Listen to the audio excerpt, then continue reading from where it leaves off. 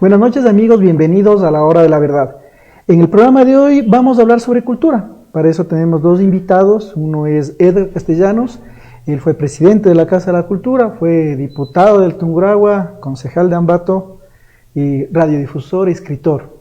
Edgar, gracias por aceptar la invitación de Diario La Hora. Gracias, Fabricio, a ti por esta importante manera de acercarnos a los hechos de la ciudad. También tenemos como invitado a Fernando Cerón. Él es sociólogo de profesión, pero además es el presidente en la historia de la Casa de la Cultura, el presidente más joven que ha asumido estas funciones. Fernando, gracias por aceptar la invitación, por estar aquí con nosotros. Gracias, Fabricio, Edgar, un gusto acompañarnos acá, poder conversar, encontrarnos aquí. Y hay solo una precisión, ¿no? Es la ley de cultura nos cambió, ya no es el presidente, es el director. El director de la Casa. Perfecto, legal. Fernando.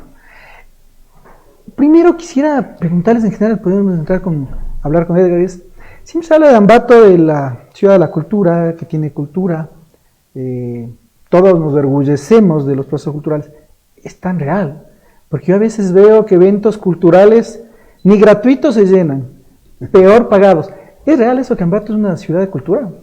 Sí, de hecho, todos tenemos una manera de vivir con cultura dentro de cada uno de nosotros, que emanamos cultura. Pero esto es solamente un formalismo externo, por decirlo de alguna manera. Pero Ambato siempre fue una ciudad de paso, un tambo muy bien administrado ahora, y de hecho la cultura que se maneja aquí es la cultura del comercio, que es muy importante para los asuntos económicos en donde se desenvuelve, especialmente el liberalismo o el capitalismo, ¿no es cierto? Pero el hecho cultural de las instituciones que han manejado a lo largo del tiempo se da con todas las restricciones y problemas que existen a lo largo del tiempo por el asunto económico. Pero que tenemos gente de cultura valiosa, tenemos pintores, escritores, no solamente el hecho de los Juanes, sino una serie de grandes escritores que han ido a lo largo del tiempo haciendo y diciendo todas sus cosas y su manera de ser. Pero sí se puede constituir como una ciudad, digamos, una cuna cultural del Ecuador. Ambato, ¿se podría pensar así? Yo creo que sí. Yo creo que sí, no podemos nosotros minimizar los problemas en los que toda ciudad o toda economía o toda sociedad ha caído a lo largo del tiempo. La cultura existe. Lo que hay que hacer es revalorizarla y hacer que las nuevas generaciones también entren en la dinámica de esta actividad cultural. Fernando, ¿tú qué opinas frente a esto? A ver, primero hay que hacer ahí una diferencia que le estaba señalando de alguna manera Edgar ahora.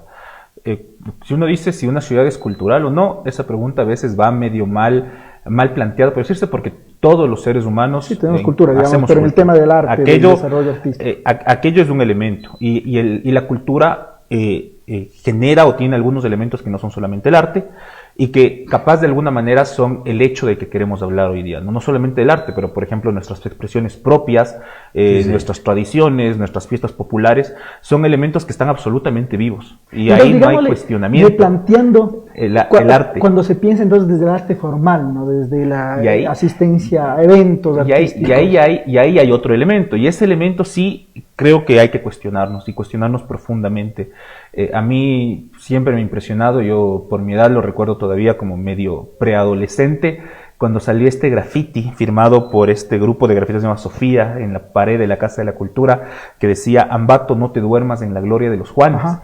Y para mí eso creo que es develador, porque de alguna manera siento que en la ciudad se ha ido conformando un sentido de decir, bueno, tenemos nuestros grandes nombres y listo, es decir, con eso nos vemos, o institucionalmente, y creo que es un ejercicio más que de la gente, más que de los actores de la cultura, ha sido un ejercicio institucional, esta importante valorización de la imagen de los tres Juanes, pero atrás de la valorización de la imagen de estos tres Juanes hay un descuido sobre otras imágenes y sobre otros nombres fundamentales en el arte y en el quehacer del arte en la ciudad de Ambato, y eso es extremadamente preocupante, y creo que ahí hay un ejercicio y un mea culpa que tienen que hacerse las instituciones, ¿no? Es importante, no podemos desmerecer, y nunca se ha intentado desmerecer el nombre, y creo que en ese graffiti no se intentaba desmerecer el nombre de los tres Juanes y el legado que le han dejado a la ciudad y a la provincia y al país, pero hay otros nombres que claro que... ¿Pero crees que la gente, desde este aspecto de la cultura formal, digamos, de las manifestaciones de la escritura, de la literatura, del arte,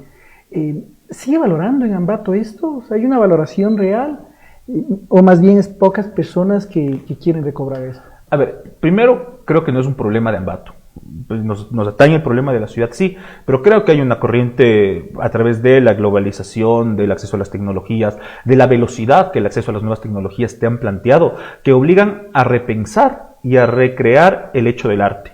Entonces, sí, es más difícil sostener a un público específico para ciertas cosas, es más difícil convocar en una sociedad absolutamente descentralizada y que funcione en redes, convocar a la gente que se junte a un concierto cuando esa misma persona puede sentarse en su casa, prender su computadora y escuchar a través de diferentes plataformas ese mismo contenido o mejores contenidos. Entonces, ahí te genera un reto, que es cómo vuelves a generar y hacer un trabajo de los públicos. Y es cómo los públicos regresan a los escenarios. Claro, antes no tenías oferta de entretenimiento siquiera, entonces tenías los teatros llenos, tenías los cines llenos, tenías los eventos llenos. Ahora la oferta del entretenimiento y la oferta del conocimiento es infinita a través de los espacios tecnológicos y por lo tanto, claro, hay una menor demanda. Ahora, ¿cómo el artista se vincula a esas nuevas plataformas? Que es el primer reto, y el segundo reto es cómo construimos públicos que se acerquen al otro, y en eso estamos de largo todavía. Edgar, usted ha notado, usted fue, ahí sí, presidente de la Casa de la Cultura hace 20, 25 años, más o menos. Sí, 19, yo estuve hasta el 2000 en mi última presidencia, pero estuve vinculado a la Casa a través de los directorios 12 años más, ¿no? ¿Cómo ha notado este cambio que plantea Fernando, que dice las tecnologías, la inmediatez están revolucionando, la revolución del mundo, la revolución también la cultura? ¿Ha notado usted esto desde...? Sí, desde luego, eso es ineludible, está a la vista de todos. El problema aquí es, y yo me mantengo en que el arte existe, está en todo lado. No nos olvidemos que Ambato es una de las cunas, no solo de los Juanes, sino del mejor rock del Ecuador y quizá de América. Pero ¿dónde están los escenarios? Aquí viene el problema de que la institucionalidad es la que obstaculiza de alguna manera el crecimiento y el desarrollo por la falta de escenarios. Y por una, ¿qué te puedo decir? Una legislación que no ayuda en nada, al contrario, entorpece este tipo de actividades. El municipio, con las actuales autoridades, las nuevas autoridades, los nuevos concejales, si es que los hay, deberían replantear y revisar precisamente la legislación sobre el manejo del arte en nuestro país. No puede ser posible que solamente ciertas instituciones estén exoneradas de todo. Al menos había o existió una ley en ese sentido, y que otras ofertas de arte en música, en danza, en teatro, etcétera, tengan una serie de trámites que cubrir, pasos que dar, en donde se boicotea prácticamente toda la oferta cultural. En este hablar hay un cuestionamiento en las instituciones, y ¿cómo sienten el rompimiento que tal vez hubo ahora en la Casa de la Cultura? Después de haber sido manejado por personas más adultas, digamos, o con otra formación, llega Fernando Cerón en un momento en el que hay un cambio generacional. ¿Cómo sienten ustedes, a mí me ha las personas que han estado vinculadas, y usted y la gente que está cercana a usted? Es posible que a algunos no les haya interesado siquiera el hecho de los cambios en la Casa de la Cultura. Pero el momento que te acercas, miras, ves cómo está funcionando, entonces dices, bueno, ¿valió la pena o no valió la pena? Y todavía hay tiempo para entrar y examinar este tipo de circunstancias, de rupturas. Toda ruptura es buena, toda ruptura cambia por lo menos. Y yo creo que había un cambio. El hecho de que acceda nueva gente, y sobre todo gente joven con otra visión, me parece que siempre será saludable para toda institución, y más aún para la cultura. Yo no quiero echarle flores a Fernando porque ni siquiera habíamos tenido una amistad o un acercamiento con él hace mucho tiempo. Pero ahora que veo que está funcionando, creo que vale, que sirve, que es bueno, y que está tropezando con los mismos problemas económicos que hemos tropezado todos a lo largo del tiempo, y no por la edad que tuvimos en el momento de manejar, sino por la estructura de país, por la estructura, ¿qué te digo?, institucional en la que nos hemos desenvuelto. Pero eso que nos permitió ser más creativos, imaginar algo para poder salir y estar a punto dentro de los problemas culturales. Fernando, cuando llegas postulas para la dirección de la Casa de la Cultura, ¿cuál es tu idea de renovar? ¿Por qué renovar? ¿En qué había que cambiar? Bueno, ahí en el tema institucional hay varios elementos que hay que jugársela, y en el tema de la cultura más que todo, ¿no? Primero, porque la cultura se mueve muy rápido, la cultura cambia permanentemente, se crean cosas de inmediato. Estas nuevas creaciones que están asomando cotidianamente hacen que el sector de la cultura sea un sector muy móvil, y eso se enfrenta al Estado. El Estado, ¿qué busca? Estatizar las cosas, que las cosas no cambien, no se muevan. Entonces, pero también, ¿no crees que la tradición del estatus, de manejar, hay gente que se niega a eso, que la cultura sea tan móvil y su primer derecho es cambiar, ¿no? Claro, pero ese es justo el debate por el que nosotros entramos. Nosotros decimos, primero, hay que recoger estos nuevos elementos y hay que evidenciarlos dentro del accionar institucional, y a través del accionar institucional hay que renovarlos dentro de los andamiajes de la legislación y dentro de todo el andamiaje y de la estructura del Estado. Hay que ver cómo se juega lo externo, lo independiente de la cultura con la institución. Pero luego también, y eso lo hemos dicho varias veces, es decir, la cultura está en este juego dialéctico. Es decir, es aquello que existe contra lo nuevo, que vuelve a hacer síntesis, que vuelve a repensarse, a conjugarse. Entonces no podemos pensar y no podemos trabajar la cultura si no retomamos y no manejamos los elementos de la tradición. Pero incluso esos mismos elementos de la tradición desde las mismas institucionalidades ha sido borrado. Es decir, elementos fundamentales de nuestra tradición como las fiestas populares o elementos fundamentales como las prácticas de los pueblos originarios fueron invisibilizadas. ¿Desde la Casa de la Cultura? No, desde las instituciones. No solamente desde la Casa de la Cultura. También ha habido un ejercicio desde la Casa de la Cultura, pero digamos que todo el aparato estatal lo invisibilizó. Entonces había que entrar en juego también con esos elementos de la tradición y también con una estructura institucional que hay que reconocer tenía elementos valiosos. Es decir, es innegable, por ejemplo, el rol que jugaron los que aquella vez eran jóvenes en el 68 y 67 para tomarse la Casa de la Cultura en el movimiento que se llamó la Revolución Cultural. Ese movimiento fue clave para repensar la Casa de la Cultura en el 68. Pero claro, el problema es que también, y lo dice una querida amiga nuestra, la Toya Tobar, el problema es que las dinámicas cambian, pero la gente no cambia. Y cuando la gente no cambia, se generan ciertos tabús, ciertos elementos, ciertas taras que uno no quiere topar. Y a veces dice la Toya, si no se mueren esos prejuicios, a veces es necesario que se muera la gente que tiene los prejuicios, dice la Toya. Pero eso nos lleva a pensar a que hay que valorar eso, pero también hay que repensarlo, hay que recontextualizarlo. Tú has generado muchos espacios, digamos, para las artes independientes, si quieres llamar así, o para espacios de gente que está generando desde lo independiente procesos artísticos. ¿No has sentido tal vez pero estás dejando de lado lo otro? O sea, lo que cuestionaban era, no había los espacios para estas nuevas muestras de arte, pero ahora también dejo lo clásico de lado, digamos, si quieres llamarlo clásico, o lo que existía. A ver, bueno, digamos que lo que ha existido sí es un elemento de abrir puertas, pero también no hemos negado bajo ningún contexto los elementos o las formas tradicionales de hacer las cosas, ¿no? Justo lo que sí hemos innovado. Y eso nos parece que es interesante. En Ambato, por ejemplo, nos parece súper interesante, y creo que Edgar es alguien de los que está ahorita liderando ese proceso. Hay toda una cadena de recitales poéticos que se están estructurando en la ciudad, que es una cosa bastante reciente, ¿no? Porque estaba como muerto ese proceso. Y es muy interesante lo que eso está haciendo. Y digamos, son actores que ya han estado antes, son actores que tienen décadas en los procesos, pero están innovando sus propios procesos, y eso hay que reconocerlo. Ahí, por ejemplo, a nosotros como institución se nos ocurre, sí, pues también hay que hacer recitales. Pero ¿cómo innovamos, por ejemplo, para sacarles de los espacios tradicionales y los llevamos al espacio público y los presentamos en los parques?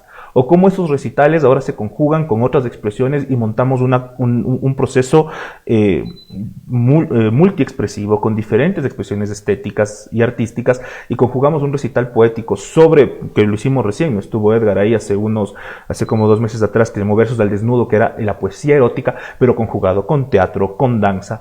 Claro, es decir, son los mismos contenidos, pero cómo también los vas refrescando. Y creo que eso sí ha sido un ejercicio que hemos tratado de sostener, de decir, bueno, sí, esos elementos tienen que ser valorados. Edgar, ¿cómo lograr desde la experiencia que han tenido muchos artistas locales juntar con lo joven? ¿Cómo no mostrar como dos espacios, ¿no? Ahora viene lo independiente, digamos, lo más joven, y se queda atrás lo tradicional, después vendrá otra época. Sino, ¿cómo lograr hacer esa simbiosis, ese aprendizaje en conjunto? Bueno, mira, siempre ha sido necesario y será necesario que nueva gente, sangre nueva, ingrese en todos los estamentos para poder darle otra dinámica precisamente a la actividad, cualquiera que sea esta. Y en lo cultural siempre será necesario que la gente joven, con una visión, incluso irreverente frente a su visión de ver la vida y el mundo, ayuden y colaboren y metan mano. Es lo que están haciendo ahora en distintas instancias de la Casa de la Cultura, y eso es lo que me ha gustado, porque hay un equipo. No solamente es el director, no solamente es el que maneja o tiene la responsabilidad visible de hacerlo, sino que hay un equipo, un grupo que va acolitando, que va mejorando, que va transformando, dando nuevas ideas para que esto se produzca de mejor forma y de acuerdo a los protagonistas y a las necesidades que tiene una colectividad. ¿Y cómo hacer que los otros actores, los que hicieron cultura durante décadas, también sean parte de esto? Mira, generar aprendizajes conjuntos. Estamos haciendo justamente lo que señalaba Fernando. Desde hace más de 2 años estamos haciendo recitales poéticos o leyendo poesía, por ejemplo, en un bar. Tenemos un bar muy acogedor, muy agradable, muy simpático, en donde nos reunimos todos los jueves, no hemos fallado, para leer poesía, para decir nuestras cosas y para discutir. No solamente era leer y ofrecer algo, sino comentar. Hemos hecho homenajes a escritores de todas las épocas en esos encuentros. Y ahora lo vamos a hacer y vamos a invitar a gente para que nos ayude. Pero somos coetáneos o contemporáneos más bien. Lo que tú decías, gente de nuestra edad que está con ese ímpetu, ese espíritu todavía de decir cosas, de irrumpir y asomarse, diciendo algo y colaborando en la estructura cultural de nuestra ciudad.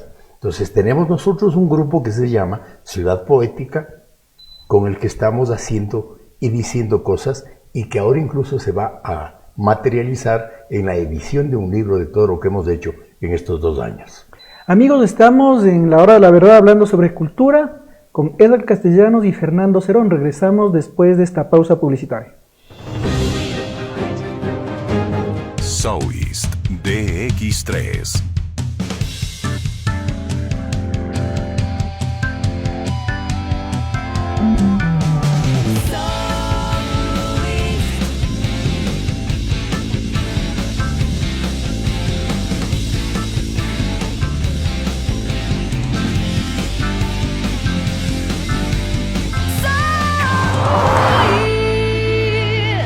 Encuéntralo en Automecano.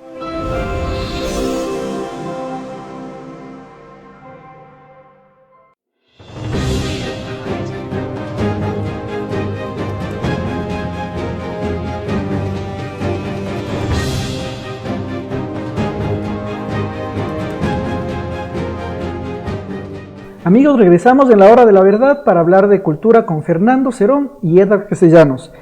Fernando, en este tema cultural también, y también les debe haber pasado, no sé si ahora pasa, yo veo que hay muchos líos entre los artistas. No sé si pasaba antes, ya vamos a hablar con Edgar.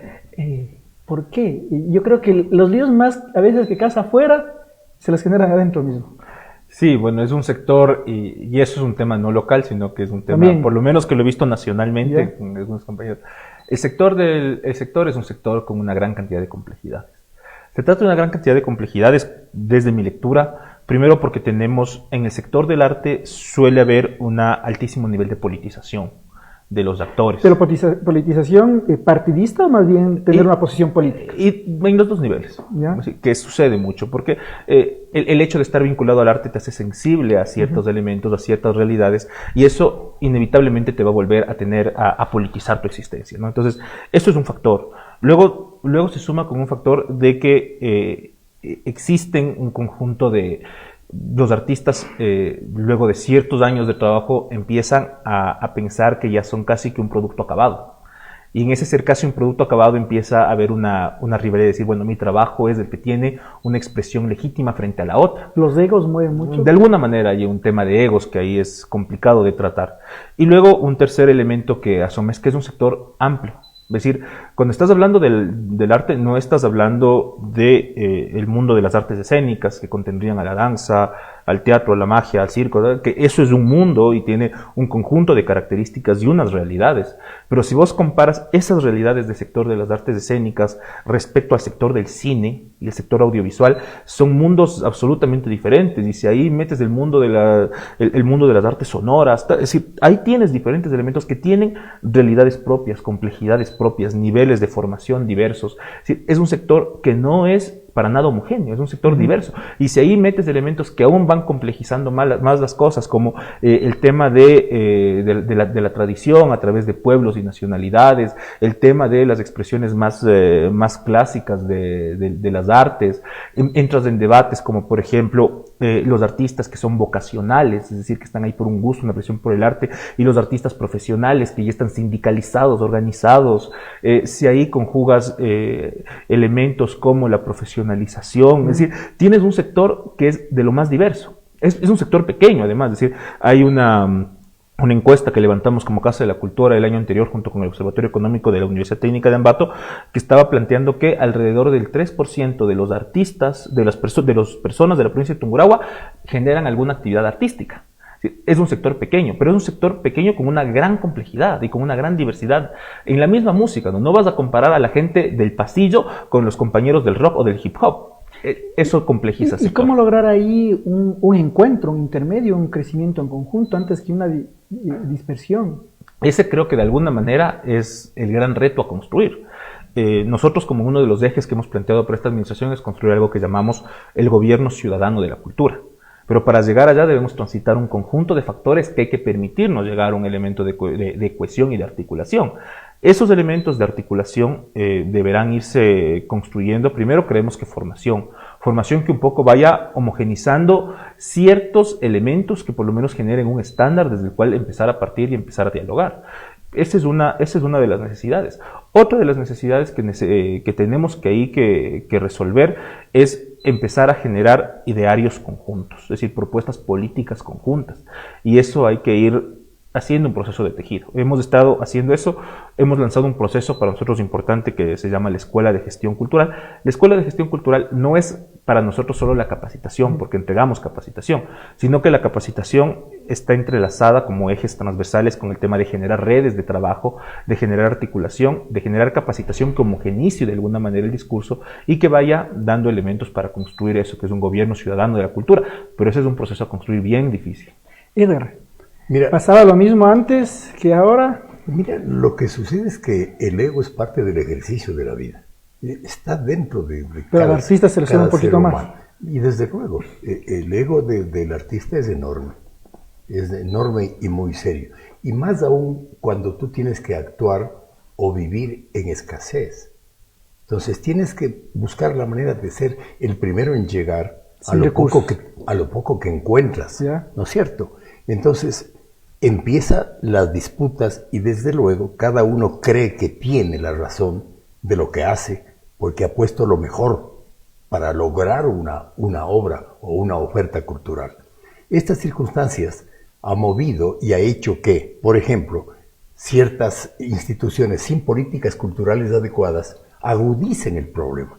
Este fenómeno del ego y de la controversia cultural es mucho más aguda precisamente porque o estamos parte o inmersos en una sociedad que piensa o que quiere pensar más allá de los otros. Uh-huh. Y allí el conflicto y allí el ego se vuelve mucho más visible frente a lo que estamos haciendo y estamos diciendo.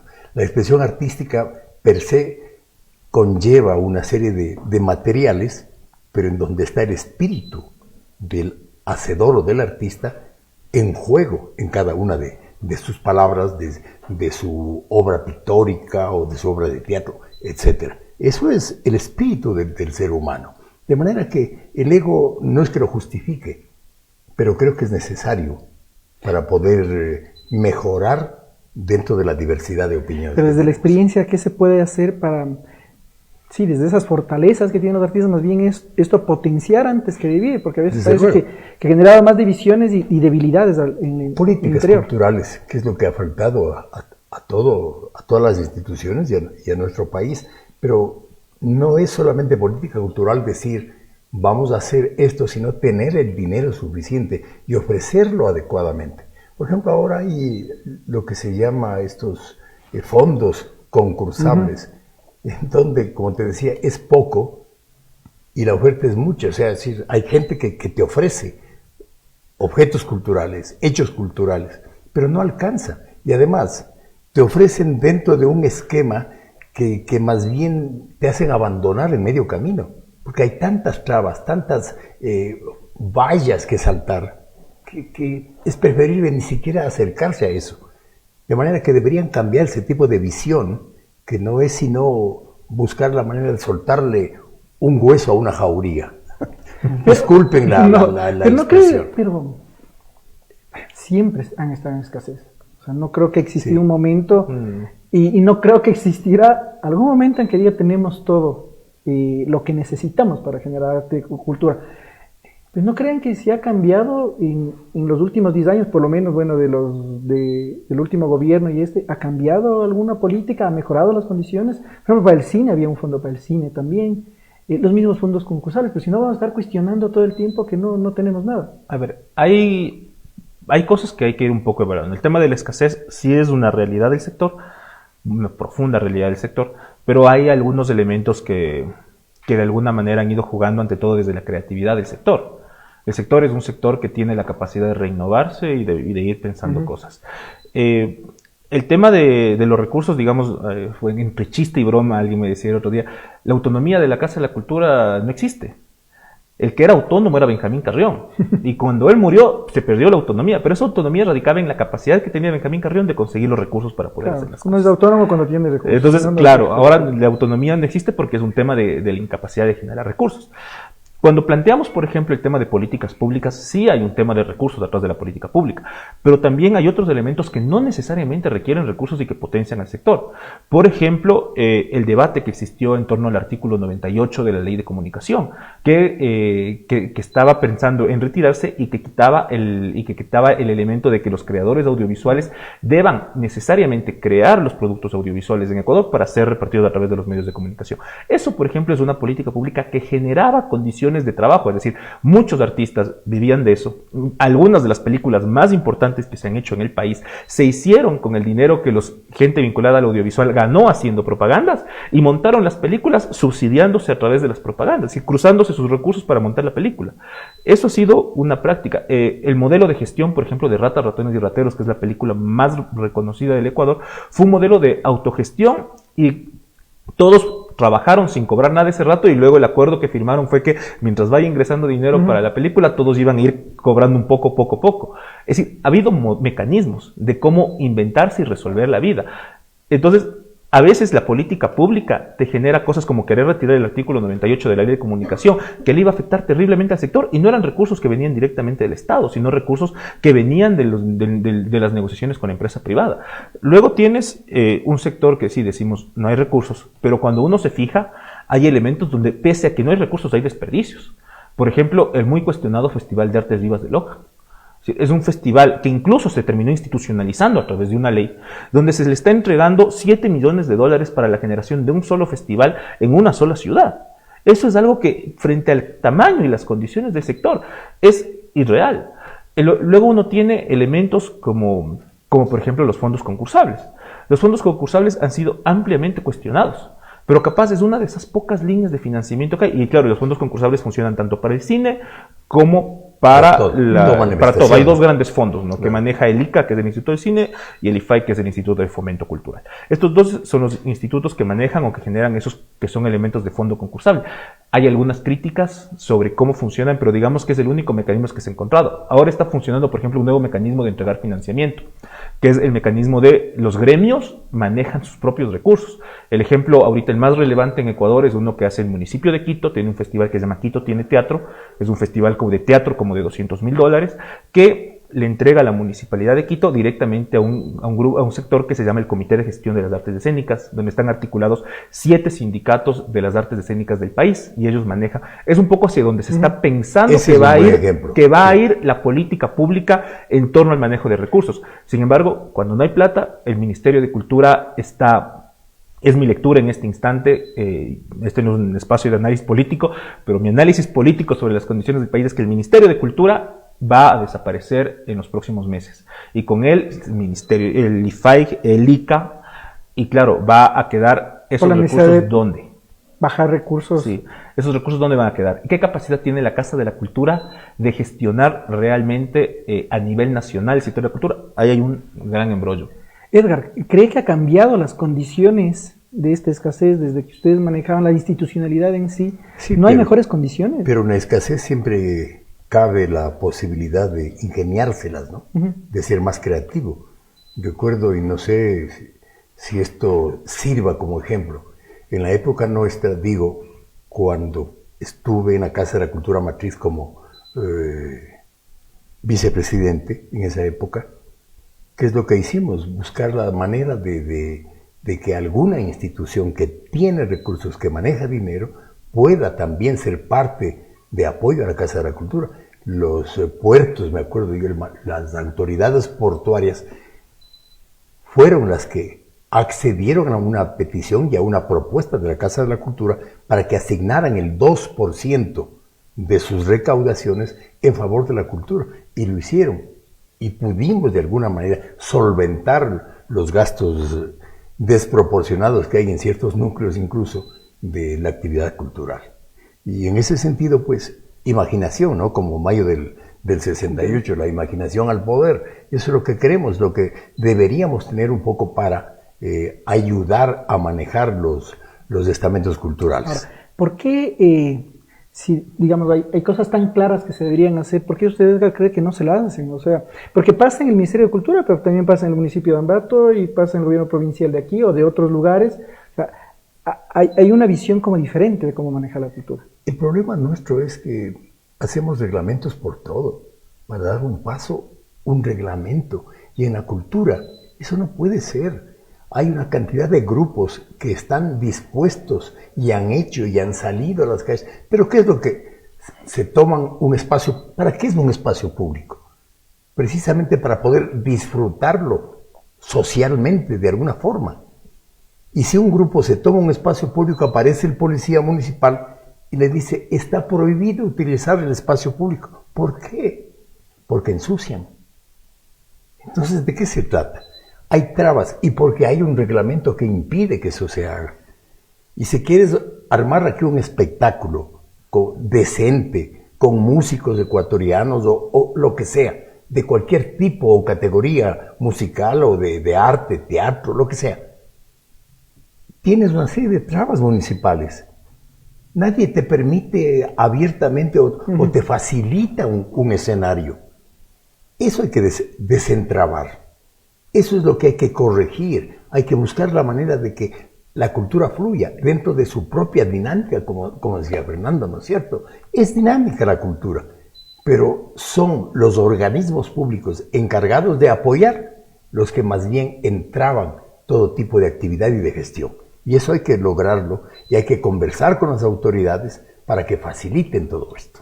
Tú, Fernando, ¿cómo ves esto? ¿No? Creo que el problema de la cultura también es quién está en la cabeza en un momento del municipio, quién está en una institución pública, nada más, y desde ahí se comienza a hacer nuevamente todo lo que se había construido, a rehacer.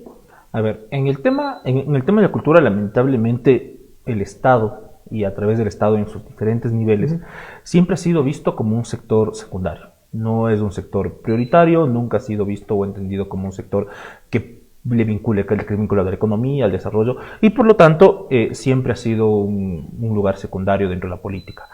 Eso ha llevado a que tengamos un desinterés por el sector, a que los nombres que se perfilan en las direcciones sean nombres a veces de relleno. Nos ha llegado a suceder que se terminan poniendo a gente por compromisos políticos, que no tienen la más mínima idea del sector, que no generan equipos alrededor que tengan algún sentido de qué está pasando. Eso le complejiza mucho al trabajo y eso hace que no se pueda desarrollar. El tema de los recursos creo que es lo más evidente, es decir, cuando no hay plata en el Estado, pues bueno, saquemos. Se le corta la cultura. Ahí para nosotros, yo soy, de alguna manera yo le he dicho, soy medio contrario a este criterio de pensar que el arte tiene que volverse o tiene que entenderse como un elemento de venta de mercancía, de creación de trabajo, de creación de producción, porque no es real. Pero a veces al Estado o a las instituciones hay que demostrarles las cosas con números. Y en este instante creo que uno de los grandes avances que ha tenido el Ministerio de Cultura, y eso yo lo reconozco en estos últimos 2 años con el actual ministerio, ha sido poder generar información de cuál es el tamaño y la realidad del sector y cuánto es su aporte a la producción. Sabemos en este instante, en base a la cuenta satélite que creó el Ministerio de Cultura, que el recurso que mueve el sector de la cultura en el Ecuador es alrededor del 2.3% del PIB. Así que no es nada despreciable. Y que incluso el Ministerio de Cultura se ha planteado como meta que hasta el 2024 el PIB del Ecuador, el 3% de su PIB tiene que venir del sector de la cultura. Entonces empezamos a tener elementos que van desde donde se pueden juzgar las cosas. Decirle al SRI, vean, este es el tamaño del sector, por lo tanto necesitan medidas impositivas favorables para que pueda crecer. Y sobre eso se están empezando a jugar ahorita algunas cosas a nivel mundial, ¿no? Por decir algo, Hollywood representa el 6% del PIB de los Estados Unidos. Existe esta música que es el pop coreano, el K-pop, que existe una política pública desde Corea del Sur para fomentar el K-pop. Y eso es vinculado al turismo y a la producción, etc. Y ahorita el K-pop es el estilo de música más escuchado del mundo. Y todos los recursos generados por eso se captan hacia el Estado coreano. Iván Duque, actual presidente de Colombia, escribió un libro que es un libro fundador, que es La economía naranja, que es un libro editado por el BID, o propuesto por el BID, que lo escribió él, donde se plantea cómo debe funcionar la economía de la creatividad, donde están vinculadas, sí, el sector del arte, pero también otros sectores vinculados a la creatividad, como el tema vinculado al software o cosas de ese tipo. Y se está planteando que el gran futuro de la economía de América Latina es a través de esto. Es criticable porque genera una economía precarizada, porque no da adecuadas condiciones de trabajo a la gente vinculada al arte, pero es una alternativa. Yo creo que es importante empezar a ver eso porque tenemos que empezar a cuantificar el tamaño económico del sector de la cultura, porque solo cuando cuantifiquemos eso vamos a tener la posibilidad de que generemos política pública. Una visión muy funcionalista, muy... Es una visión funcionalista. Claro. Por eso digo que no estoy del todo de acuerdo. Claro. Es neoliberal, es una visión neoliberal. Es un asunto para que el capital se haga cargo, el nuevo mecenas supuestamente de la cultura, pero en donde los únicos que ganan son ellos. Porque están poniendo en el recurso, ahí está toda la gran producción del arte. Y yo no lo he dicho, además, para dejarlo claro, no he dicho que estoy a favor de ese modelo. Lo estoy diciendo que eso es lo que hay ahorita. Y eso que es lo que hay nos debe arrojar algo que es empezar a cuantificar. Ustedes más que nada saben que un artista no crea muchas veces para vender.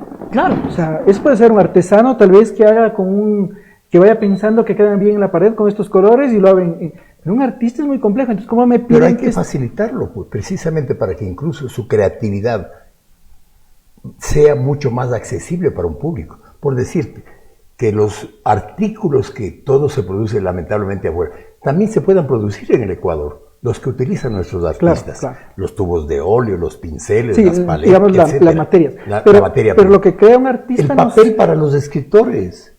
Pero lo que crea un artista es eso, o sea, es muy difícil cuantificar desde el capitalismo, pero si no van a ponerse a hacer en masa para que suba el producto. Fue el día del libro. ¿Y dónde están los libros? ¿Quién lee cuando tenemos un déficit de lectores en el país? Por eso es muy caro el libro, ¿no? No se ha incentivado. Los libros que vienen de afuera, caros.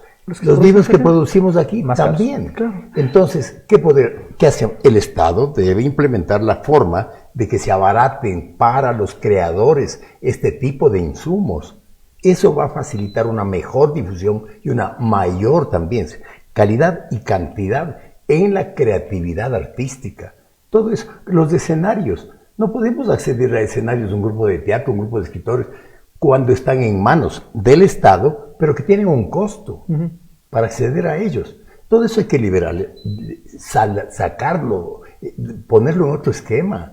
Y eso va a facilitar precisamente para que una mayor cantidad de gente, de público, acceda.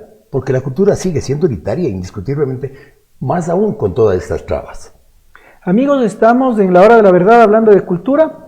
Regresamos en un momento con Fernando Cerón y con Edgar Castellanos. Southeast DX3.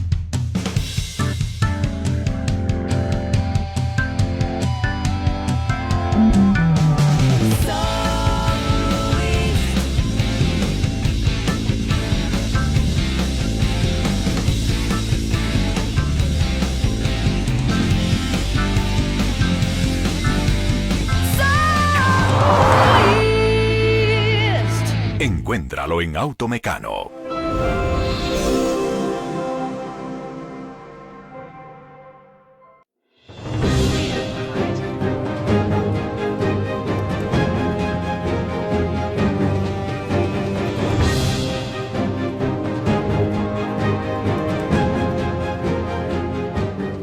Amigos, regresamos a la hora de la verdad con nuestra última sección de la entrevista junto con Fernando Cerón, es director de la Casa de la Cultura, y Edgar Castellanos, ex director de la Casa de la Cultura, productor independiente ahora. Edgar, hemos hablado de la institucionalidad y de lo complejo de esto.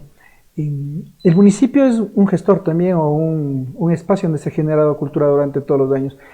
Usted, desde todo esto, ¿no han propuesto tal vez un cambio? Yo creo que desde que se llame Dirección de, creo que es Cultura, Turismo, Deporte y Recreación, ahí creo que ya la cultura está, le pusimos ahí porque no había dónde poner. Tal vez no han trabajado con los municipios en todo este tiempo de ver cómo fortalecer desde ahí. Sí, las cosas han cambiado. Sí han cambiado, pero no necesariamente para bien, ¿no? Porque precisamente siguen estrechando la actividad cultural mediante todo este tipo de reglamentos, porque creen que hay que darle a la ciudad determinado tipo de producto, pero si ni siquiera saben exactamente qué tipo de producción cultural se está dando ahora en la actualidad con tanta gente joven, con la tecnología, con las innovaciones y de la creatividad.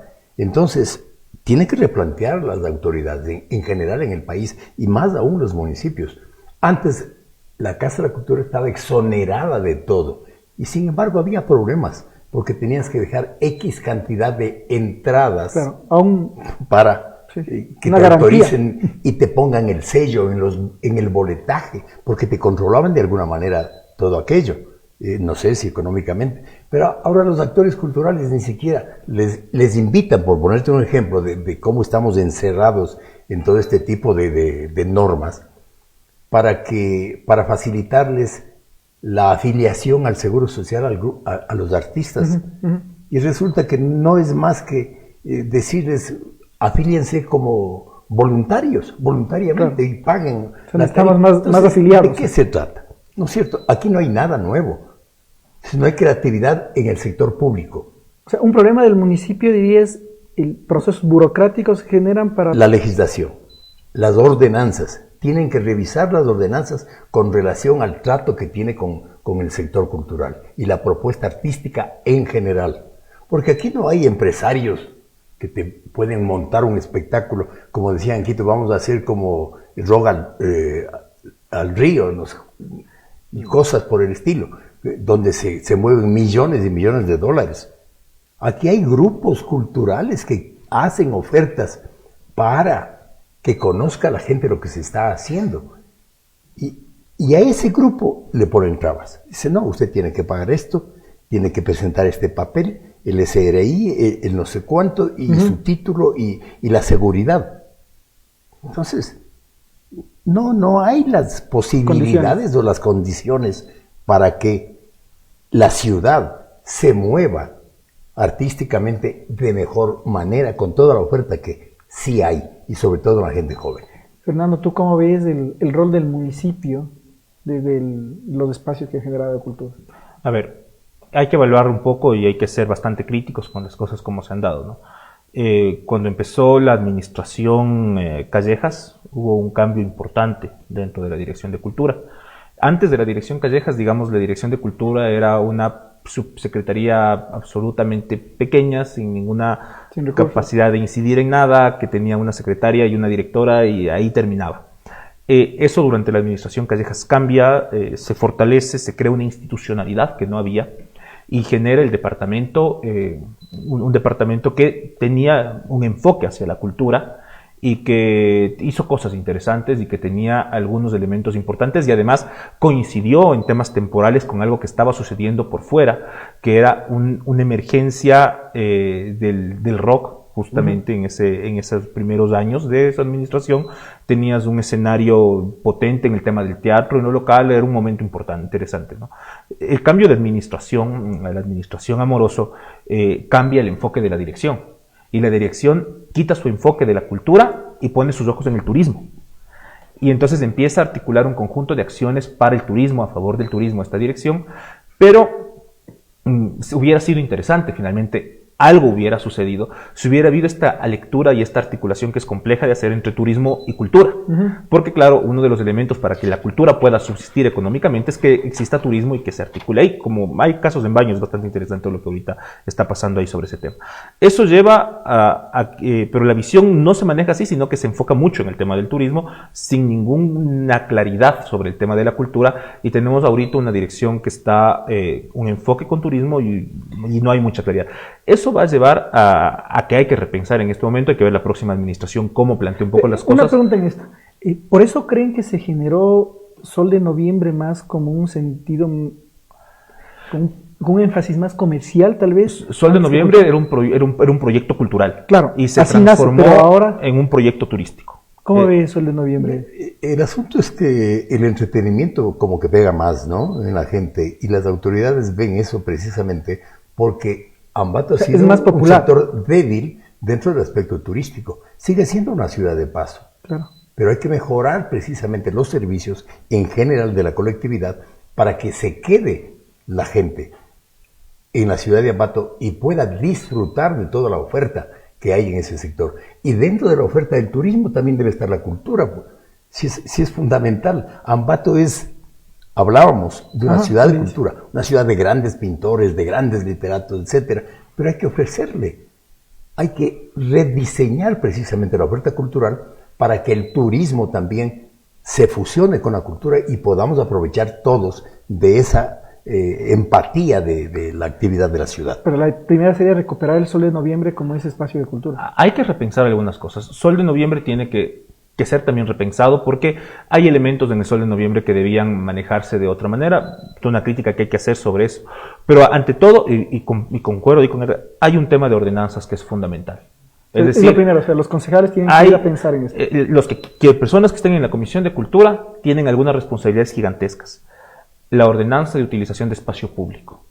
Es decir, hay que garantizar el tema de que los espacios que le pertenecen a la municipalidad y otros espacios puedan ser utilizados por los artistas para hacer exposiciones y además para que puedan cobrar y puedan vivir de eso. Exacto. Segundo, hay que pensar la ordenanza de los trabajadores autónomos, porque en la ordenanza de los trabajadores autónomos se debe permitir los elementos para que los artistas puedan trabajar en las veredas y trabajar en las calles con control, sí, de la municipalidad en temas de seguridad, etcétera, pero que haya la posibilidad de que puedan trabajar. Hay que trabajar esa ordenanza. Está en mesa Pero de ahí, por discusión. ejemplo, en eso, ¿cuánto entran los malabaristas? Por eso ellos deben entrar en esa ordenanza de trabajadores autónomos. Los malabaristas del semáforo, ellos tienen que estar en esa Circo de ordenanza. la calle, Debe garantizársele a los compañeros las condiciones de trabajo, porque esa es una perspectiva, además que le genera otra visibilidad a la ciudad, pues. Es chévere cuando uno ve un show impresionante ahí en la calle, genial, y una intervención urbana, pero eso tiene que estar controlado por la municipalidad. Y ahora, ¿cuál es el control de la municipalidad? Quitarles, a mí me ha tocado ir al municipio a retirar, a sacar las bicicletas de los compañeros que trabajan en ese lado porque les quitan. Bicicletas que, imagínense en lo que ganan los compañeros, bicicletas que valen $400, $500. ¿Y qué? Y a pelear, y hacer una pelea ahí, toda una relación, y tener que llamar al alcalde para decir, ve, autorice, saltando los procesos. En el problema de la informalidad entraron todos en el mismo saco. Pero pero en la ordenanza de trabajadores autónomos tiene que estar. En el proyecto que ha presentado el concejal Loaiza está el trabajo de los artistas, y yo mismo lo he revisado y estoy de acuerdo con la propuesta de los artistas en esa ordenanza. Hay que revisar la ordenanza de espectáculos públicos, porque la ordenanza de espectáculos públicos atenta contra la capacidad de trabajo de los artistas, como está planteada. La Comisión de Cultura generó ya el primer debate, está por el segundo debate. Tenemos como Casa de la Cultura en este instante la silla vacía para debatir esa ordenanza. Luego es necesario tener una ordenanza de cultura para el cantón, que no existe.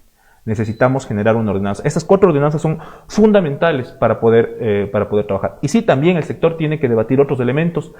Tenemos que revisar el Código Ingenios, porque atenta contra el sector de la cultura. Tenemos que revisar el COTAD, porque el COTAD atenta contra la cultura. Y tenemos, y es la más importante, revisar la ley de cultura, porque la ley de cultura no responde a las realidades del sector. Pero antes entonces de cualquier acción que pueda hacer el nuevo alcalde, hay que revisarse la legislación. Y en eso no podría cambiar. Y en esas ordenanzas también, la ordenanza del Sol de Noviembre tiene que ser revisada.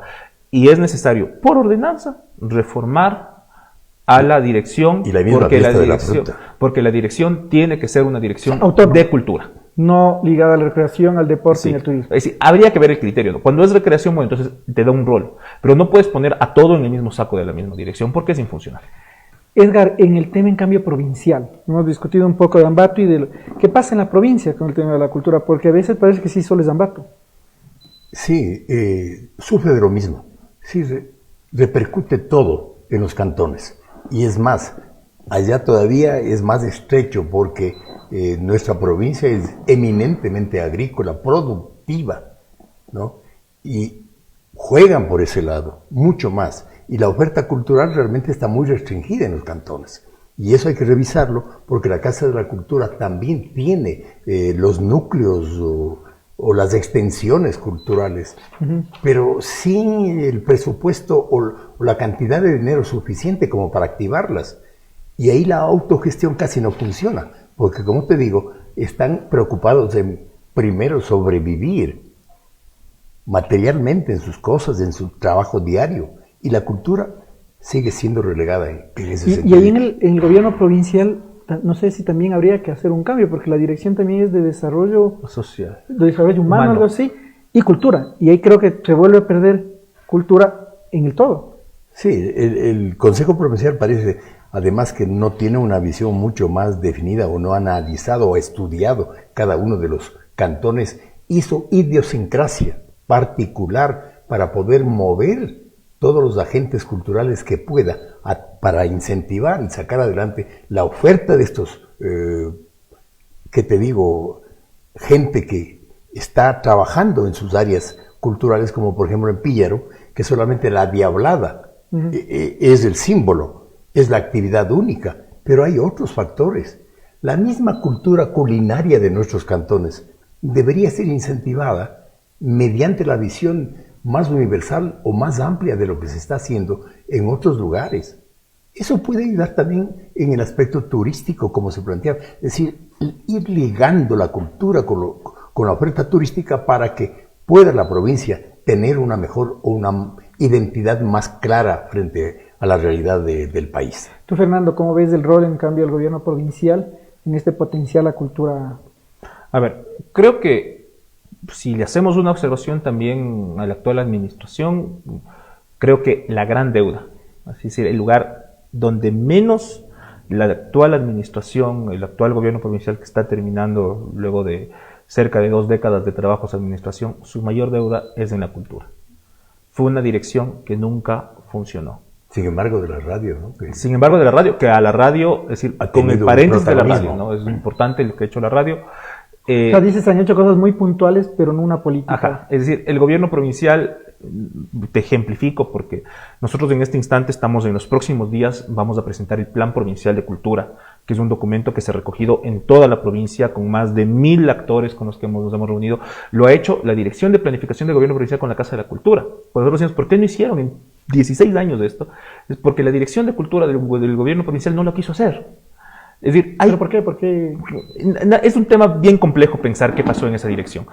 Era una isla aparte dentro del gobierno provincial y la mayor deuda del gobierno provincial fue cultura. Es decir, ahí es donde menos se hizo. Hay que generar algunas planificaciones en este instante. Creo, a futuro, que la próxima administración tiene una gran oportunidad. Y es que en el trabajo de cultura del gobierno provincial está todo por hacer. Y además, el hecho de que lo sé de primera fuente, el prefecto electo Manuel Caizabanda quiere declarar a la provincia como una provincia, la provincia intercultural de Tungurahua, y eso implica otro enfoque al trabajo de la cultura que se puede hacer. Es decir, eso implica trabajo en territorio, eso implica levantar nuestro patrimonio, revitalizar nuestras fiestas populares, repensar las prácticas de las fiestas de los pueblos indígenas que se han convertido casi que en el show con tarima y no tienen nada que ver con eso en sus orígenes antropológicos. Hay una gran posibilidad. Eso tiene que ser asumido con responsabilidad. El gobierno provincial podría hacer cosas muy interesantes desde la cultura. Ahora, ahí creo que lo que ha faltado es visión y creo que es una posibilidad. Hay que tener el reto la esperanza de que el gobierno provincial pueda asumir las cosas desde ese sentido. Lo que ha faltado mucho es que de alguna manera esta dirección en la actual administración ha sido una dirección de cultura para Ambato. Y no para... Ajá, y ahí y a mí me contaban, ¿no? Los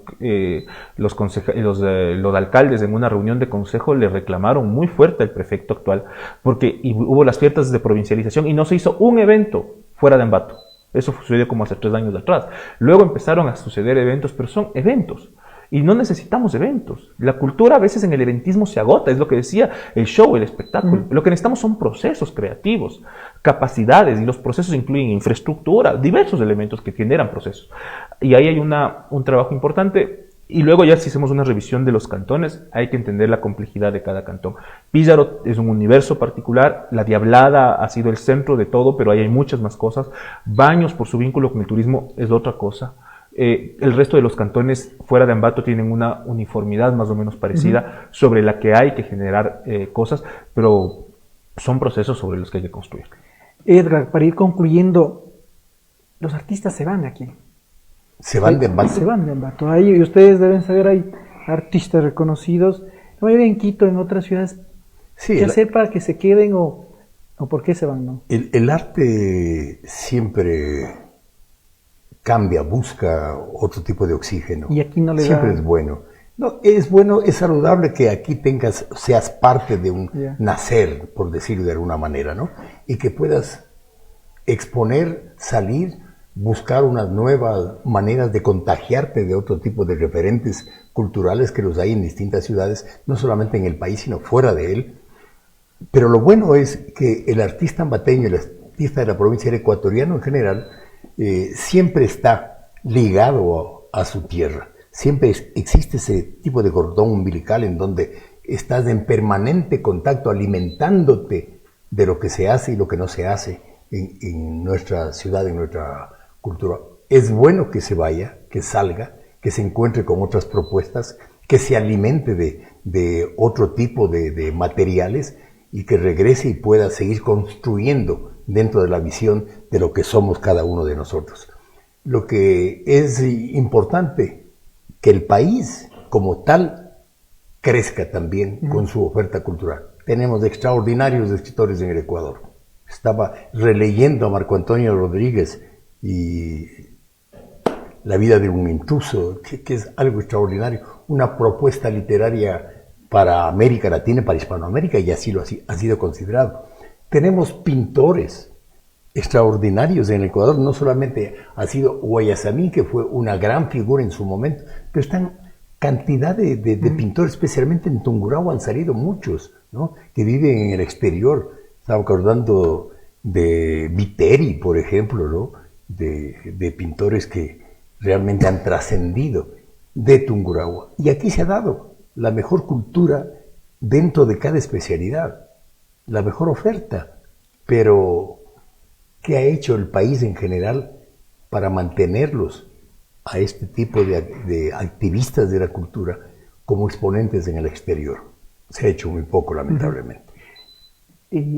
Fernando, sin duda hay el orgullo de los ambateños, como habíamos iniciado la entrevista, es decir, es una cuna de cultura, es una generación de cultura. Hemos hablado de las instituciones, de los roles que tiene cada institución. ¿Y los ciudadanos, los que estamos orgullosos de vivir aquí en Ambato, cuál sería nuestro rol para fortalecer estos procesos? Bueno, creo que el rol de la ciudadanía es un rol clave, porque cuando nosotros técnicamente decimos en el sector de la cultura hay que construir públicos, pues es la típica del sector de la cultura. Y cuando nos referimos que hay que construir públicos, lo que nos referimos es que hay que tener gente que vaya a los eventos, que lea los libros, que escuche las producciones que se hacen. Eso no tenemos. Y eso sí, en alguna medida, digamos, hay una responsabilidad muy fuerte del Estado de construir esto, pero es el rol de la ciudadanía, es decir, es el rol de que la ciudadanía se empodere de los procesos, ¿Cómo? ¿no? ¿Qué debemos hacer un ciudadano que no estamos, digamos, ni somos artistas ni estamos de la institución? Vamos a los eventos, estemos dispuestos a pagar. Es decir, el Estado, como lo hemos conversado, la condición económica del Estado no nos permite subsidiar a todos. Y hay cosas que valen la pena. Y pagar por un evento $5, $10 es algo que no es realmente representativo. Es el rol de la institución llevar los productos, y ha sido una propuesta de la Casa de la Cultura, los productos culturales que vayan de manera subsidiada, pagada por el Estado, tienen que llegar a los barrios donde no hay condiciones económicas para hacerlo, a los sectores donde las condiciones económicas no nos lo permiten, pero en el centro de Ambato o en algunos sectores tenemos que garantizar que la ciudadanía pague. Eso va a permitir que mantengamos una oferta cultural. Es decir, para mí hay que hacerle una lucha a la gratuidad y la ciudadanía es clave en la lucha contra esa gratuidad, porque tenemos que estar dispuestos a entender que atrás de ese artista que se está presentando en una obra de teatro que dura 1 hora, para generar esa hora de obra de teatro tuvieron que haber ido al menos 100 horas de ensayo y al menos 500 horas de formación, que eso le costó al artista, de su tiempo, de su dinero de formación. Y eso y claro, creemos que es por el hobby, son profesionales, hay un trabajo ahí que debe ser reconocido. Entonces, es un llamado a la ciudadanía, primero, a hacer una lucha contra la gratuidad, luego a tener la visión sobre lo que está pasando en la política pública, es decir, ser capaces de cuestionar. Cuando algo no está siendo manejado de manera adecuada, decir, fue un atentado, en mi criterio, para la ciudad de Ambato, haber eliminado elementos de la programación del Sol de Noviembre tan fundamentales como el Festival Nacional de Teatro, para darle preponderancia a expresiones de la música que, con toda la legitimidad que tienen, son parte de los circuitos comerciales de la música. Es decir, eso fue un atentado contra nuestras capacidades creativas. Y no hubo pronunciamientos, además que pronunciamientos aislados sobre el tema. Y cosas así, que hay que decir, bueno, seamos capaces de pensar y capaces de exigir al Estado que piense cada uno de los pasos que va a dar. Es decir, que cuando se dé cuenta que está poniendo en juego el Estado, cuando los municipios, los gobiernos provinciales están poniendo en juego los procesos culturales, la ciudadanía le va a cuestionar. Entonces es un ejercicio de ponerle al Estado a pensar qué es aquello que está haciendo. Fernando, tú manifestaste claramente una gran esperanza con Manuel Caizabanda de lo que va a ser la cultura en el gobierno provincial.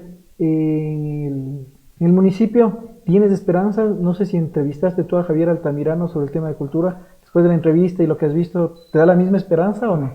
A ver, yo decía que el tema de la esperanza en el gobierno provincial, por las características propias del gobierno provincial que vamos a tener y por las condiciones en las que estaban. En cambio, el municipio de Ambato tiene otras particularidades, y es que ya había un trabajo previo de lo que he podido sintonizar de las conversaciones con el alcalde electo, es que tiene algunas ideas interesantes, potenciar el Sol de Noviembre, articular alguna red de eventos de gran magnitud vinculados con el conocimiento, y en lo público con las artes. También quería tomar los espacios públicos. Una toma de espacios públicos.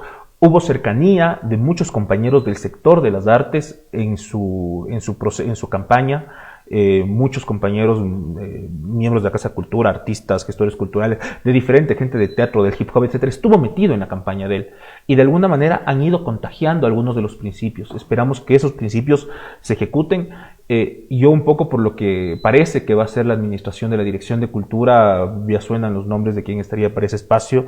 Yo lo que entreveo es que se van a retomar muchos de los procesos que existieron durante la administración Callejas para el sector de la cultura. Me parece que por ahí va a ir algunos de los elementos, que eso es interesante, pero por ejemplo, Javier se ha manifestado en contra de la gratuidad y que, por ejemplo, los talleres vacacionales van a tener que ser repensados. Ahora esperamos que aquello se cumpla. Creo que hay propuestas interesantes en Javier. Creo que su gran déficit en su propuesta para la cultura era el tema de infraestructura, porque hay que reconocer que en Ambato tenemos un déficit de infraestructura para la cultura. Edgar, ¿usted cómo ve? ¿Hay esperanzas con las nuevas autoridades? Yo creo que sí, definitivamente sí. No pueden estar al margen de una ciudad de cultura. Definitivamente. Y creo que el nuevo alcalde, creo que fue de los pocos que tuvo un planteamiento sobre ejes culturales. Y eso hace que tengamos optimismo dentro de la administración que se nos viene. Pero sí creo yo que hay que insistir en el hecho de que el público tiene también que ser parte de la actividad cultural.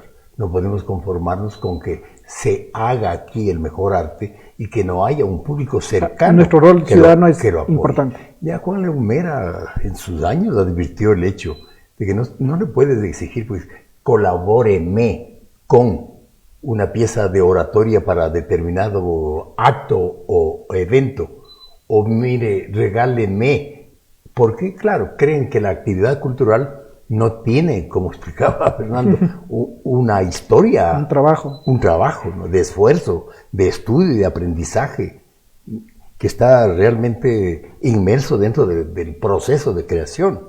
De manera que en ese sentido decía que Juan León Mera decía, no le puedes tú pedir a un artesano que te obsequie un velador para tu cama, porque es el fruto de un esfuerzo, de un trabajo, con materiales. Igualmente a un productor intelectual, decía él, a un escritor, no le pidas que te regale un poema o una loa para algo en esa época, sin reconocer el esfuerzo que ha hecho para llegar a escribir una cuartilla sobre cualquier tema.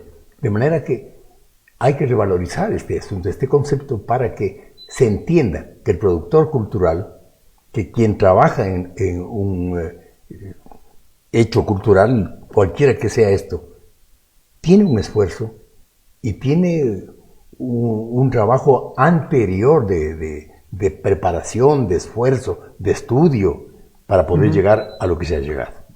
Amigos, hemos hablado esta noche en la Hora de la Verdad de cultura, sobre todo de los retos que tiene el gobierno provincial, las nuevas autoridades de los municipios también para fortalecer estos procesos fundamentales en la vida de los tungurahuenses, los ambateños y de los seres humanos.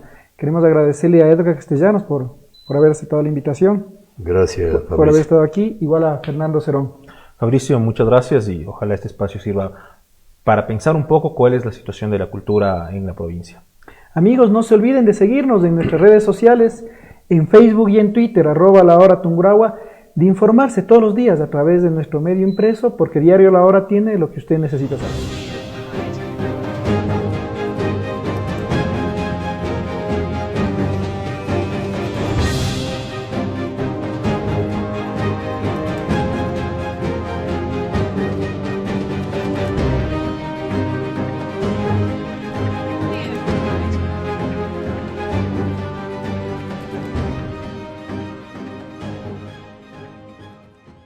Southeast DX3.